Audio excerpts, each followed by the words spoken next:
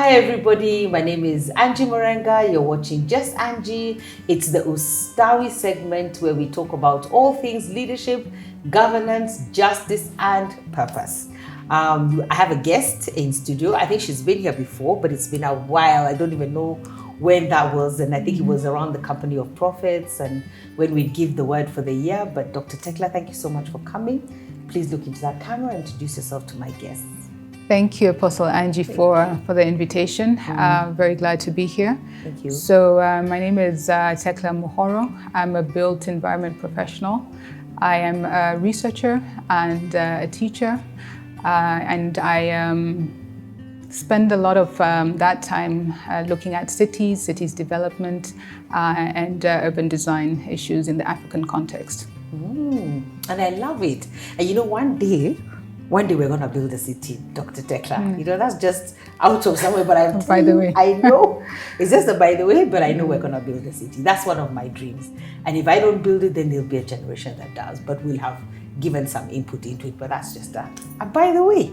So first of all, we're here to celebrate. There's so many things I need to do through this 30 minutes, but one of the things that I'm here for is to celebrate you. I don't know where my tambourine is when I need it, but I want to celebrate you because you have a first female, but I want you to explain what your first female achievement has been. It's a doctorate, but I don't want to mess it up. I don't want to butcher it, so please let us know what it is that we are celebrating first, and congratulations. Thank you.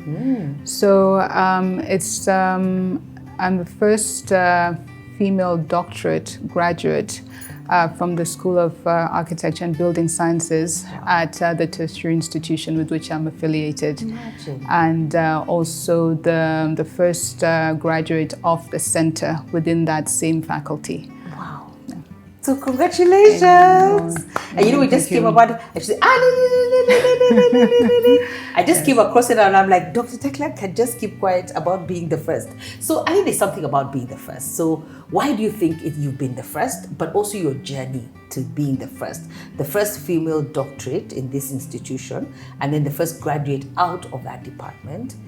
I mean, that's amazing, Dr. Teckla. And you know, you didn't want to celebrate, you just wanted it to slide, and then we found out, we're like, what do you mean? You must come and let us know. But what's the journey been like to becoming the first of anything, but the first female with a doctorate from this school?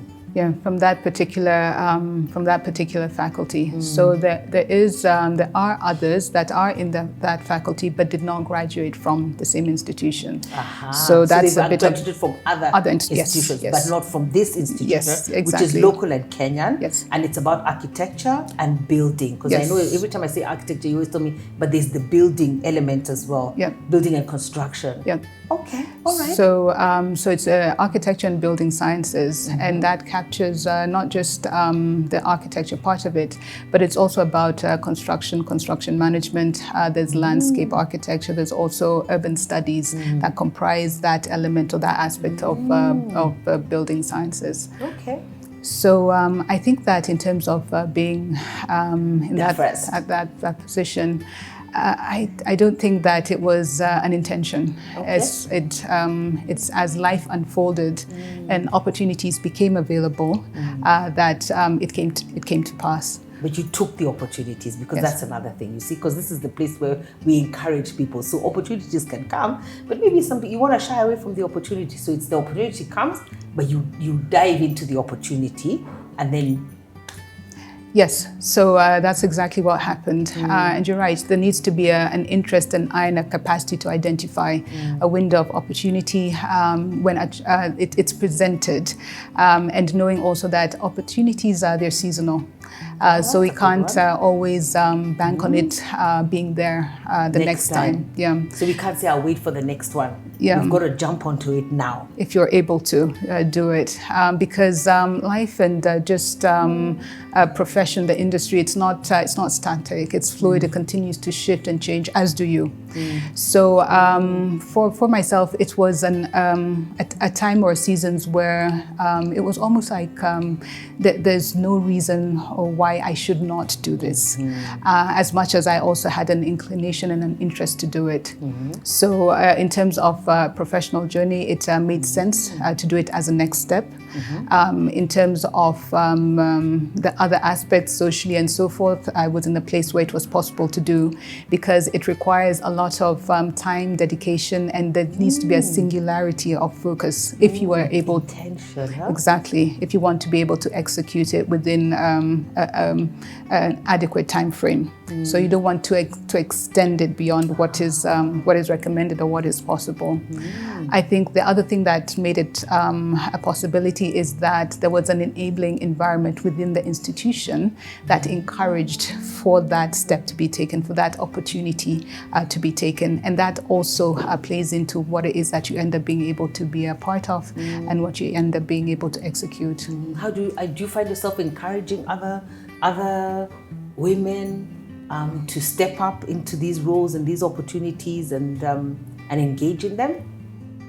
So I have the privilege, I think, of interacting with younger people quite often.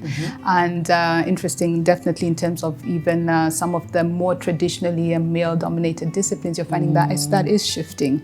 So some of them don't need very much encouragement. Really? Some of them, because they're very focused, they understand what this opportunity is, that the industry is changing, and space and room has been made by women that have gone and are doing amazing and significant things in terms of their careers and so forth. But there's always room and need to encourage and to be in a position where you're able to model, if it's possible, and to encourage to open doors yourself where you're able to do that, so that those that are coming alongside or behind you are able to step into it possibly more easily. Wow. So it's something that is it also is a source of joy to be able to do it, because you also get encouraged as they are encouraged as well. And so now with the doctorate now, you're also a lecturer. So that helps as well, because I guess people want to be taught by people who have the experience and the expertise. We'd hope so. We hope so.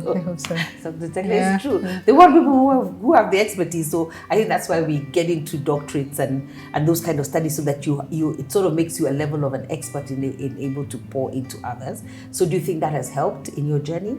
Has it made you more confident as a person, as a woman, as one who's executing this assignment? I think that it's actually a very humbling journey doing the doctorate, because Really? because you realize that there's a lot that is required to do it, and that it's a challenge on very many levels. It's different from doing your undergrad, because your undergrad, to get your foot into the door in terms of work, the labor market and so forth, that is something that is almost an expectation. Masters, but then when you do your doctorate, it's of your own volition, because there's a conviction and there's a vision that you have, and see the added value of investing, because it's an investment of your time, resource and so forth in this particular assignment.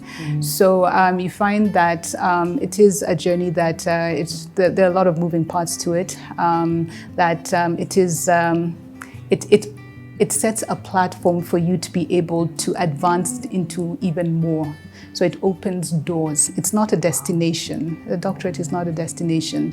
And I think that in some ways we do a disservice when we see academic achievements as a destination, because they're constantly portals that open possibilities, opportunities, competencies to do other things beyond the immediate degree or whatever it may be. Doctorate. Yeah. I like that. That's really amazing. And then, just because you're this amazing Dr. Teckla, you did a postdoc, or are you doing the postdoc right now? Yes. So you're right in the middle of the postdoc. I know. I think the Holy Spirit had something to do with this journey of the postdoc.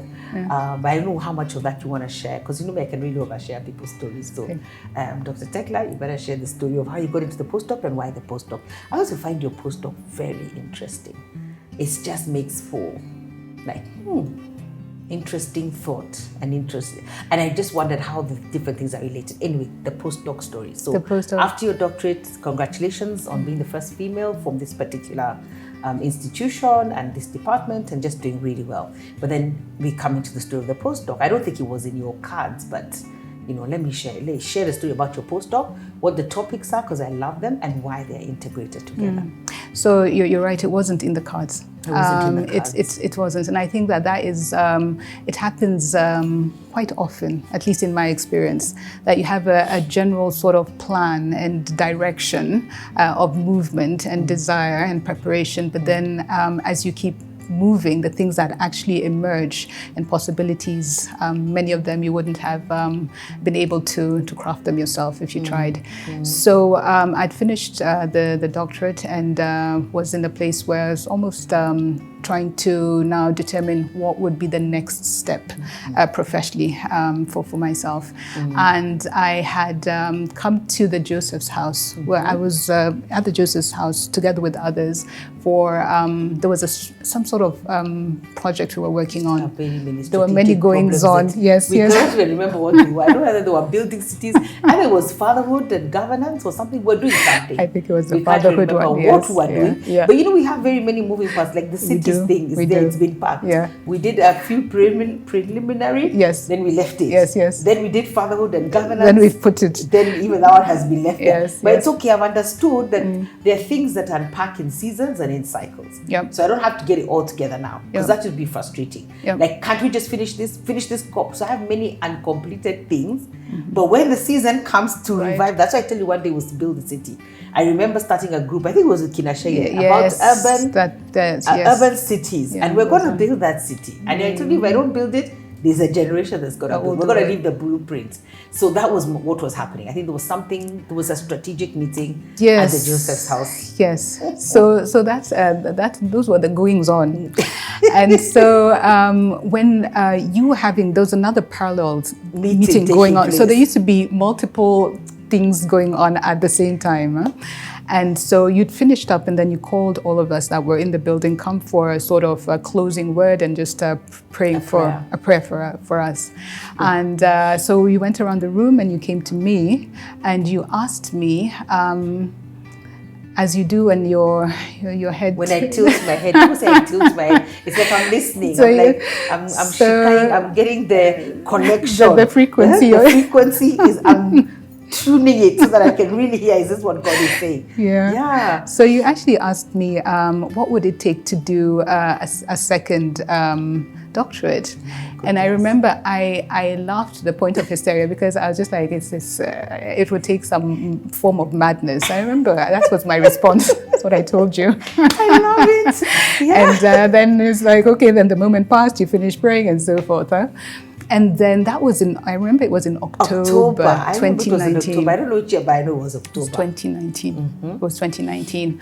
Lo and behold, that very same month, I got just a message on my phone, just how it was actually a forward of just really random. Yeah, that was about this postdoc opportunity. It's a fellowship.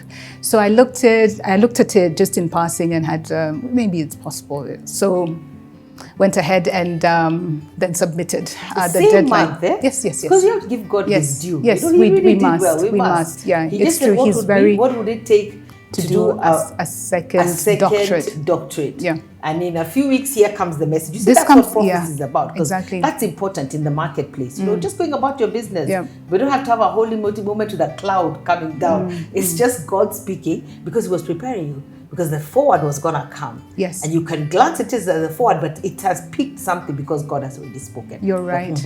And it also reminds of part of the word for October where there's a window of opportunity that opens. And it's the account in Kings about King Jehoash, how Elisha puts his hand on top of the hand of the king as he's shooting an arrow out the window. So it's in terms, what that captures is the role of the prophetic in guiding, directing and covering the next as you launch into your next, as you determine what is coming next, that it's a guide for that. So in this context, that's what it served as, because had I not had that session, then I may not have paid attention and given it the adequate time that it required. So did that. The deadline was at the end of October. Submitted it. Oh, this is in October. God is also risky. All this is happening in October. 2019. It's giving, you might want to do a doctorate, then the message comes, then the deadline is in October. It was end of October. Wow. It was end of October. So did that and submitted it and didn't think much of it. And lo and behold. Yes. In December, I remember it was on the 12th, it was Jamhuri Day, that I got the email indicating that the fellowship had been awarded to, that's that story. Congratulations again. Yeah, so it's it's amazing. What's the postdoctorate about now? So the postdoctorate is it's about mobility, temporality. That's a tricky one question because of where the parts of the country that we come from. Temporality. Mobility. Close enough. Close enough. Mobility. And Africa's future politics. So that is what the fellowship is focusing on. With the postdoc, it's expected that it builds on what you did in your prior research. So there are elements that they look for, what you submit in terms of further research, and then that qualifies you in terms of your focus area for your fellowship. Wow. So that's what it's focusing on. In particular, it's looking at the influence of unlawfulness on mobility and governance in terms of Nairobi, and it's looking at the case of PSVs. Right. Wow. So, what is the influence of unlawfulness, their conduct, their behavior on mobility and governance in Nairobi? So that is the focus of the research. Wow, and that was all impacting on how we build our cities, how we plan our cities, and that's all also impacting on governance. It is because the way that we experience your city. So the city, there are many components to the city. So there's the social, the economic, the spatial, environmental. So the different aspects of it. And then in terms of environmental, there's the built environment and there's the natural environment. When you're in the city and experiencing the city, there's also, of course, there's the spatial or physical context. It serves as a site upon which all these other things take place or have expression or manifest. So when you're looking at the issue of mobility, and this is the free and easy movement of vehicles, goods, people, there's a way that mobility can be hindered, it can be impeded altogether, or it can be interfered with depending on what is going on the street itself, but also on the sidewalks. So what is adjacent to the streets as well. And with roads and streets, there are many users. So we need to be able to negotiate that space in a way that is lawful and that is adequate for all the users.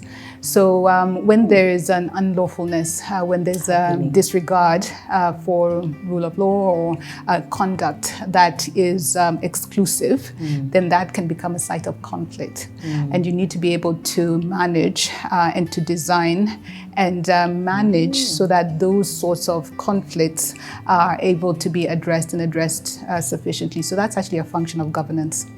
Governance in terms of how the city, county government runs, but also you as an individual, how it is that how do you operate in the city, how do you function, because you are you're an entity in context.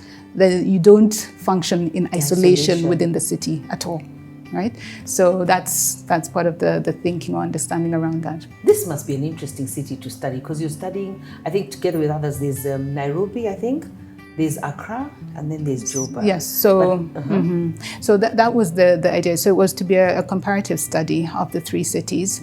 I believe there's still scope for that possibly later, but because of COVID, so this was, the award was given in 2019. Before COVID. Yeah, and it was to start in 2020, right? So I was actually meant to do a sort of a sandwich program, but because of COVID, it threw everything off. So it meant that the focus needed to be reworked, remodeled around focusing on Nairobi. So that's how it is that it's being approached. But it's being done together with other scholars and academics from different institutions that are also affiliated with that university as well. Wow. Yeah. So that's amazing. So Dr. Teckla as well now.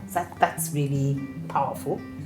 I'm just thinking, in your journey, and I think you shared that on the Unstuck Access panel, you've always loved to read. You've always been a reader, unlike maybe some of us. But some of us, we had to study because our parents were not having it any. So this was forced upon us. I mean, it was like, you better get the grades or you can leave the planet. So we really had to focus. Express. But yeah, but you've really, I don't know, I just feel like you need to encourage somebody out there who wants to study, who wants to read. How do the parents encourage their children? And how do me as a person or a younger person, and I really want to pursue this this way, I just sense you need to encourage them. Or give guidelines, or even things that you've learned on your own journey.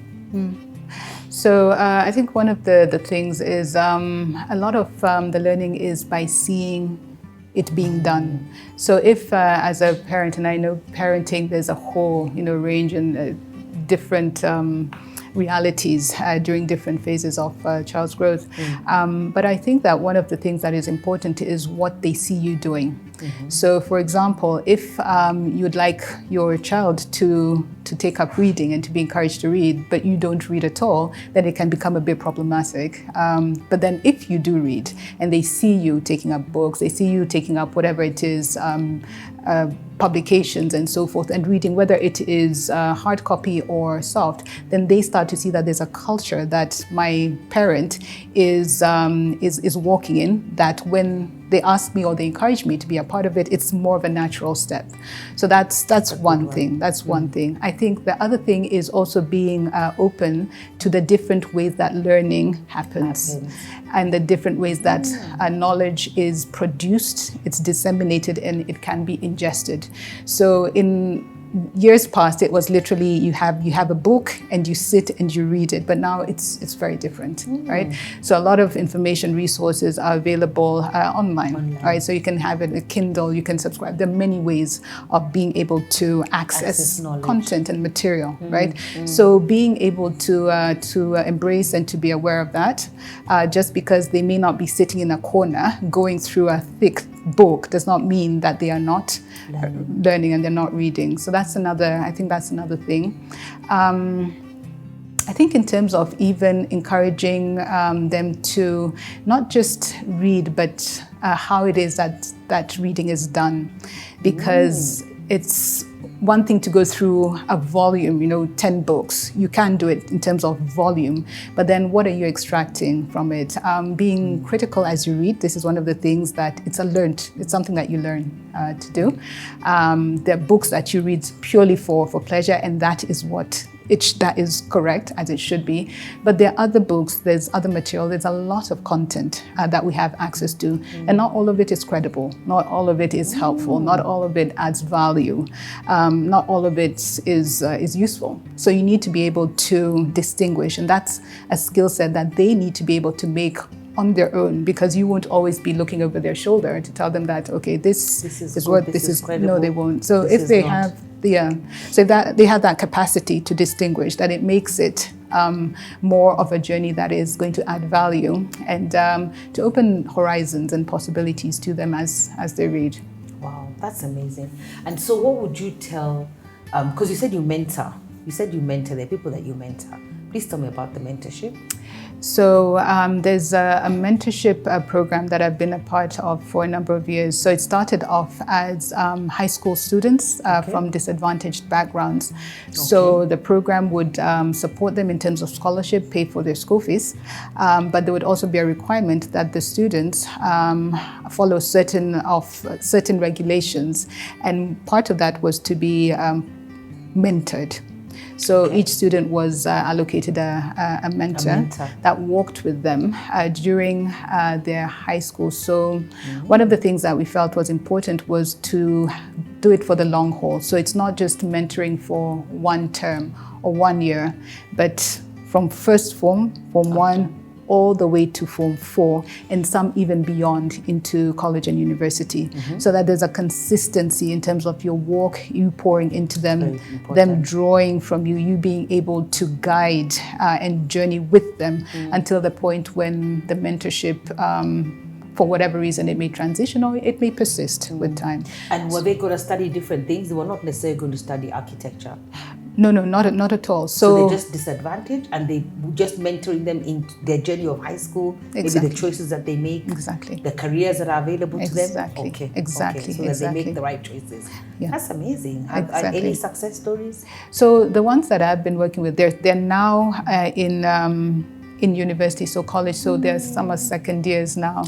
And it's amazing how you literally see how they're able to grow and continue to develop. And it's because of the high school structure. So during the term you would not really see them, but during the holidays you'd be able to interact with them, meet with them, and also be able to find out what exactly is going on with you beyond the academics, because there's the intention to have the person develop and to be healthy on multiple levels. So part of that, what reinforced their academic performance actually was that there would be clinics that are offered during the school holidays in terms of areas of weakness. So if they had a weakness in certain subjects, then there was training and clinics that were offered, and they were required to be there, so that it's not an optional thing. And then come exams, there's an issue. So that's part of what that program has been about. Mentorship is very powerful. It can be. Mentorship can be very powerful because you can imagine. I'm just thinking of the difference between one who has been mentored and one who has not.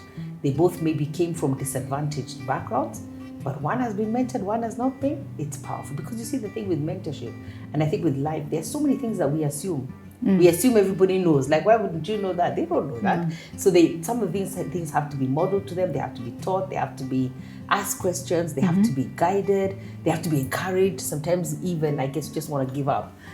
So the whole, even I'm just feeling like the whole infrastructure helps to propel them forward. And that's really powerful. So I'm really grateful for all the things you've achieved. Do you have any parting statements? Anything that I had also said to you for maybe on the Unstuck panel that you didn't say that you wanted to? That was all access to the future and access to our next.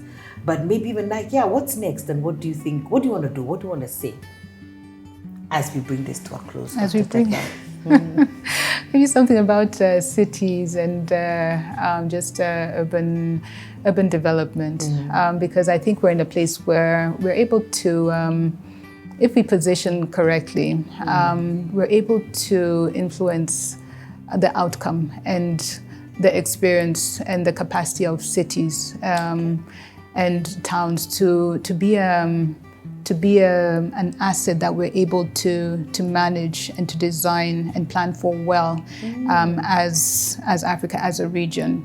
So the expectation is that by 2050, that 60% of the population in Kenya and African countries will be urban. So they'll have migrated. So there'll be more. Even as we do devolution, anyway. Yeah. So there'll be more here in cities. So we have to plan for it. Cities. And Kenya is, of course, within that demographic, and a third of Kenya's urban population is actually in Nairobi. Yeah, so we're still not more urban. We're more rural as African countries, generally speaking, and Kenya is the same. But then there's a trajectory that's upon us, and it's coming. Yeah. So seeing how it is that there's a lot of potential, being able to identify that, and to in terms of expertise, what we invest in, whether it is the skill sets, the technologies, whatever it is, and being able to do that in a way that is balanced, not forsaking one or casting one aside or throwing out something because it's been more traditional or has been a competence that has been for a long time, doesn't mean that it no longer has a space. But being able to identify and introduce that which is required to, as a hybrid, be able to move us at the pace that is meaningful and is relevant and appropriate for us, not being dictated to that you should be here, but there is a way that we would be able to do that, drawing upon the realities that are in our context to be able to do that. So how cities develop, what they will look like, preparing for things that possibly may be uncomfortable, but that is the way things are expected to go. We didn't even talk about housing and the way you're passionate about housing and sanitation. And so cities and just how it is that I think the way they run, and they're very they're organic, right? They're fluid, so they continue to morph, to grow. One of the things that I've been doing in terms of research is on urban history and urban theory, and also on urban space and urban form. Yeah. How do those contribute to the discourse around sustainability, which has been a word for a long time? And basically what that entails when you talk about sustainability and sustainable development, it's about balancing the dimensions of the economic, the social and environmental, those dimensions, balancing them in a way that is sound and recognizes the future, but also the present. Yeah? Wow. So there's a measure of responsibility that is connected to that, and how it is that you're able to generate urban form that is responsive to the elements of sustainable development. So whether you're talking about the densities of cities, or you're talking about public transport and transit, whether you're talking about building types, the typologies that are within the context of the city and town, whether you're talking about land use, and whether you can have how you handle mixture of compatible land uses, for instance. So these are different aspects in terms of even the road and infrastructure networks. What do those look like? How do they work in concert to help you to deliver a city that works? Wow. So there's scope for a lot of possibilities where to be an asset to the development of this nation and also for the region. Yeah. And I'm so grateful that we have experts like you, because I know there must be others, but I'm just encouraged. I'm encouraged about the future. I'm encouraged on how we can do our planning and how we can build our cities. And I'm still thinking there's this thought in my spirit about the counties, because once you develop one city, you can take the plan and go forward and replicate it and build others. I mean, develop the other counties so that we stop everyone. Because I think we can't all come to the city. What if we build cities, outside the cities? That's important as well. Mm-hmm. But already you can tell, like even with the different, I know whether to call them boroughs in Kenya, but just the different areas these days, you'll find like a new development has come up. It has its own shopping malls. It has its whole ecosystem that's already taking place, that people don't have to come into the city, actual city. Mm-hmm. Whereas before, everybody would come into the city for certain things. But there are a lot of cities, I guess, and towns around that are developing and have capacity. But I think the conversation is interesting. I hope that there are other people that you're having this conversation with, because I think you can take it to great heights and great levels, and even with your institution or just you as a person. I don't know, I just feel like that. Like if anybody out there wants to continue this conversation, you can contact Dr. Teckla. We'll put all her details here because I think it's important. It's important for us to have these conversations and to be part of, I feel like, the solution, rather than just the city doesn't work and so what do we do about it, but how do we make it work? And I think there's a futuristic angle to it, and then there's something about leaving legacy as well, impact, influence, legacy, being intentional about it, and just living it, because the city has to be planned. You can't just think up what we're gonna do, and it's important. You definitely do need to plan, and one of the things is that it's actually the mid-sized urban areas that are growing the fastest. So you're not the mega, it's the mid-sized ones where you're seeing urbanization actually happening at that rate. So what you're talking about in terms of this, like there could be you can call them hubs or sub-centers. That is something that is it's important, and it's one of the ways that you can start to address what you were talking about, a very high primacy, where if you want to get economic, social, whatever services, you come to the city center. But even for Nairobi, the way it has morphed, both deliberately and as a result of planning, but also because of the way the city has grown, you find that that has actually happened. And those concepts actually are some of the concepts in terms of urban development, urban design, urban planning that have been from even the 19th century. So they've been there, but we find that perhaps for whatever reason, they were not appropriate, not applicable. There was things about them that worked, others that were not contextually sound. But that aspect or idea of having multiple centers has been there, and it is emerging. And the good thing also is that in terms of interventions and people putting their minds together, there are think tanks around urban issues, whether formally or informally. They do exist. Professionals and professional associations, professional bodies, they're also addressing themselves to matters that have to do with cities. And you'll find that as much as a professional body they do so, they also need to do so in conjunction with other entities. And plans exist, so whether it's at the policy level, spatial plans, there's a national spatial plan for 30-year plan. So there are different things that are already in motion. So it's seeing how it is that they are able to be executed and implemented to make the kind of difference that we're hoping for. Wow. Thank you for coming. And thank you for sharing. And we celebrate you and celebrate all that you're doing. It's absolutely amazing to even listen to. And I'm just grateful to be, even if it's a tiny part of the process, but I'm glad that you shared, because I know that that you've encouraged somebody out there and given encouragement, given hope. I also hear the word, that's a tricky word, intentionality. Like, let's be intentional about the things that we want to engage in, the things that we want to do. So thank you so much, Dr. Teckla. Thank you. It's been a real pleasure having you here. And I think I'll bring you back.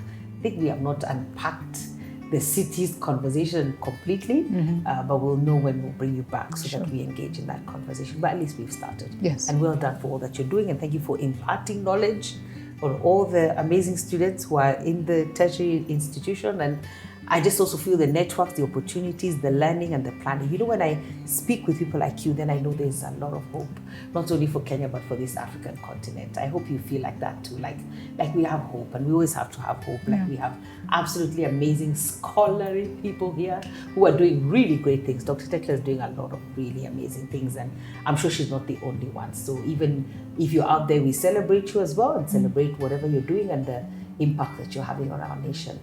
But we have hope, and I pray that many opportunities come up for you in order to have these conversations, and then for us to build these amazing cities that then impact and make us all have fun and be able to live and work and play in the spaces that we have. Yep. So I'm really grateful for this conversation. Thank you. Thank you so much for having me on the show. Thank you very much. You're welcome, Dr. Teckla.